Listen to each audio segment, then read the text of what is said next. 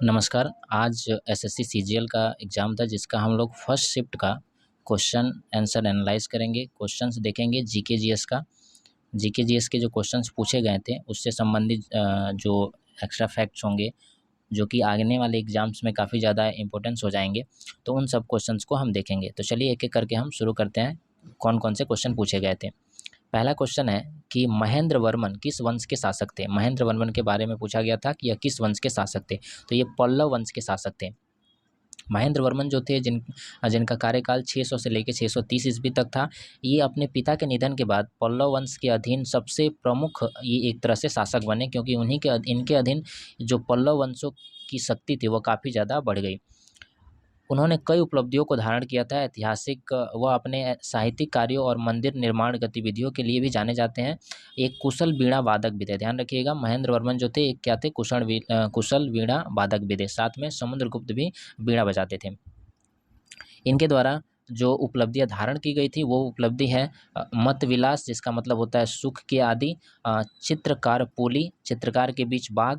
ललितांकुर, आकर्षक संतान। गुण भरा पुण्य, चटकारी मंदिर निर्माता। और विचित्र चित्त, जिज्ञासु चिंत। ये उनके द्वारा धारण की गई उपलब्धियां थी।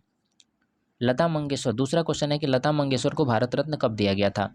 लता मंगेशकर को क्वेश्चन था कि लता मंगेशकर को 2001 में कौन सा अवार्ड दिया गया था, ऐसा पूछा गया था। तो भारत रत्न दिया गया था उन्हें 2001 में। ग्रैमी अवार्ड जीतने वाले प्रथम भारतीय जो थे वो पंडित रविशंकर थे, जो कि सितार वादक हैं। और इन्हें इनके एल्बम वेस्ट मीट्स ईस्ट जो कि 1968 में आया था, इस पे इनको दिया गया था। और यह अब तक 5 ग्रैमी अवार्ड जीत चुके हैं। भारत के प्रथम ऑस्कर अवार्ड जो है वो 1893 में भानु अथैया के द्वारा कास्टिंग डिजाइन के लिए जीता गया था। ग्रैमी अवार्ड जीतने वाली जो प्रथम भारतीय महिला हैं वो तन्वी शाह हैं। चलिए आगे देखते हैं अगला क्वेश्चन। अगला क्वेश्चन पूछा गया था, बिल्कुल आसान क्वेश्चन पूछा गया था कि बीसीसीआई का मुख्यालय कहाँ है, तो ये आपका मुंबई है। बीसीसीआई की जो स्थापना होती है वो 1928 में किया जाता है और इसके प्रथम अध्यक्ष जो थे आर ग्रैंट गोवन थे। बीसीसीआई की वर्तमान जो अध्यक्ष हैं वो रोजर बिनी हैं।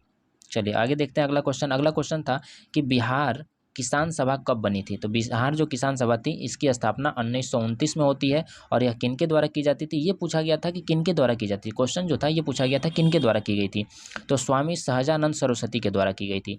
किसान सभा की स्थापना किनके द्वारा की गई थी, तो ये था स्वामी सहजानंद सरस्वती के द्वारा की गई थी। और यह संगठन किस लिए किया गया था, तो इसमें किसानों की शिकायतों को संगठित करने के लिए किया गया था जो जमींदारों से परेशान थे। दूसरा क्वेश्चन था कि लठमार होली किस राज्य में मनाई जाती है। तो लठमार होली उत्तर प्रदेश में मथुरा के पास स्थित बरसाना और नंदगांव में मनाई जाती है। ये जो होली है ये राधा कृष्ण के प्रेम का प्रतीक माना जाता है। चलिए आगे देखते हैं अगला क्वेश्चन।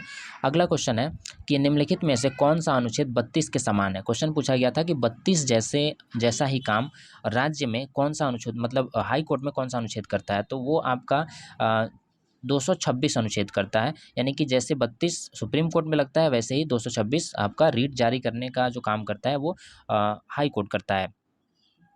इसके तहत क्या किया जाता है, उच्च न्यायालय जो होता है अधिकारों की रक्षा के लिए रीट को जारी करता है। चलिए अगला क्वेश्चन था। अगला क्वेश्चन पूछा गया था कि प्रार्थना समाज के संस्थापक कौन थे। तो प्रार्थना समाज के संस्थापक आत्माराम पांडु थे। इन्होंने महाराष्ट्र में 31 मार्च 1867 को प्रार्थना समाज की स्थापना की थी। और आगे देख लेते हैं अन्य जो समाज हैं उनकी स्थापना कौन किया था। तो ब्रह्म समाज की स्थापना राजा राम मोहन राय ने किया था और इन्होंने कोलकाता में 1828 में किया था। सत्य शोधक समाज की स्थापना ज्योतिबा फूले ने किया था और ये 1873 में किए थे। आत्मीय समाज जो है इसकी भी स्थापना राजा राम मोहन राय ने किया था और कोलकाता में ही किया था 1815 में।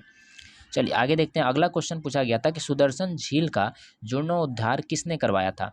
तो सुदर्शन झील का जो मरम्मत या जीर्णोद्धार था वो शक शासक रुद्रदामन प्रथम ने करवाया था और यह लगभग 150 ईस्वी के आसपास करवाया था। चलिए आगे देखते हैं अगला क्वेश्चन। अगला क्वेश्चन है कि विश्व मोहन भट्ट 1994 में कौन सा अवार्ड दिया गया, यानी कि विश्व मोहन भट्ट जो हैं उनको 1994 में कौन सा अवार्ड दिया गया था। तो उनको रुद्र वीणा ग्रैमी अवार्ड दिया गया था।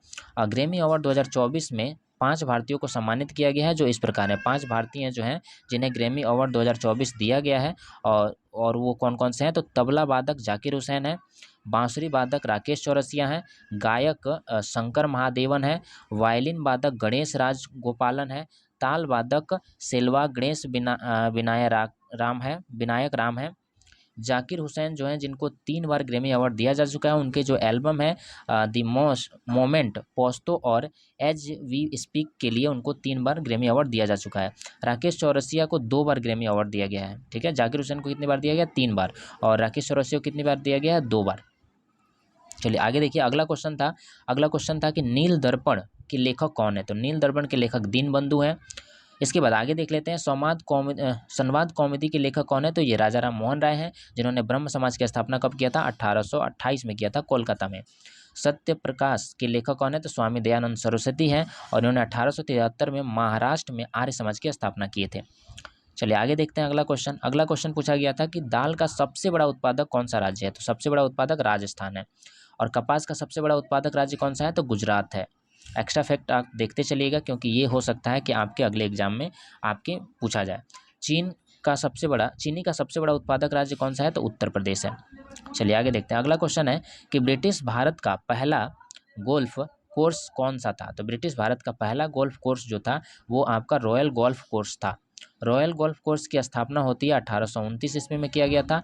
भारत का सबसे पुराना फुटबॉल क्लब मोहन बागान की स्थापना 1889 में हुई थी।